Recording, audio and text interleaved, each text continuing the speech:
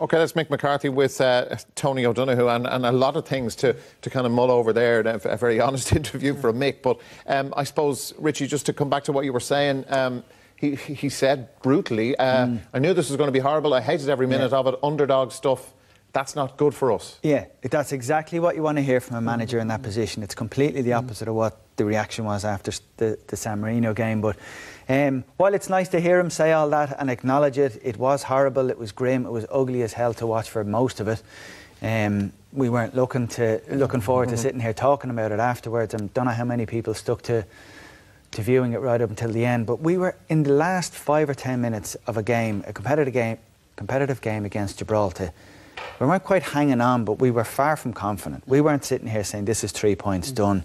We had a save from Darren Randolph to really thank us for keeping the score at 0-0 at the time. So there's a lot of room for improvement, which isn't to say we're automatically going to improve, but a lot of concerns there going forward.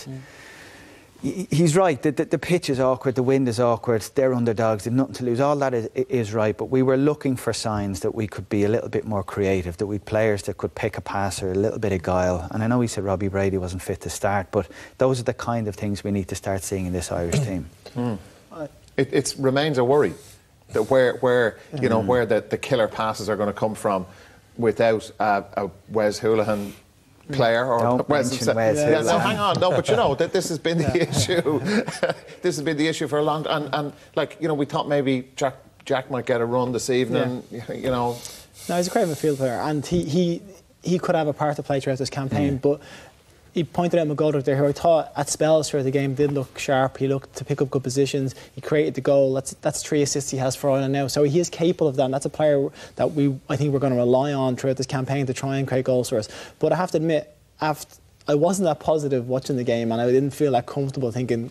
I wasn't doom and gloom, but I didn't feel great after going out. But after listening to Mick speak there, I'm a bit more positive in going forward, because he's pretty much nailed on everything that he thought went wrong in my analysis. And I think he's going to be trying to address that and fix it in the next throughout the campaign, but before Tuesday. So I'm more positive on the fact that how he's addressed the situation now than what probably has done in the past. And I feel like he's just head on and he's going to roll with it now. Are you more positive after hearing him?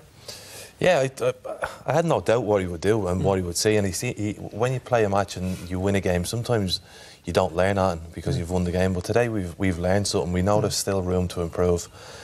And we know we can pass the ball better, we can move off the ball better, we can just use our intelligence better. Everything is there to improve on. So when you try and impose a new style of football on a team or a new style of formation, until you see it in action, you can't put the little pieces back into the place and stuff like that. How different though is this formation to the old one, the Martin O'Neill system? Yeah, it's probably not actually the formation. When I'm talking, I mean the instruction is what they're getting. So if you tell a player, you've got the freedom now to go and run, go and do what you want, but in the back of his mind he still doesn't want to lose the game, and he thinks his way of not losing is to sit in one place. Now they've got the ability to go and win the game. Don't worry about not losing it. Someone else's job will do that, and to just have that freedom. It's a state of mind. It's a state of mind, and it doesn't. Yeah, as much as you can tell them and you can build them up the positivity. All week we've heard them talking about the pleasure it is for all the players to be in the camp. Now they've won a game and they'll start to realise, they'll start to get that freedom. For Jeff, we talked about maybe getting him into the box more, and then he does it and he scores a goal, so he's learned again, well, I have actually got this freedom, I can do it, and as it goes it will improve. And you just hope that, because I remember that San Marino game, that killed the whole campaign because of the reaction. We won the game, and the reaction to the result, Did you understand the reaction? I understood the reaction, but we also stood that we won the game, and that's. So was the public reaction?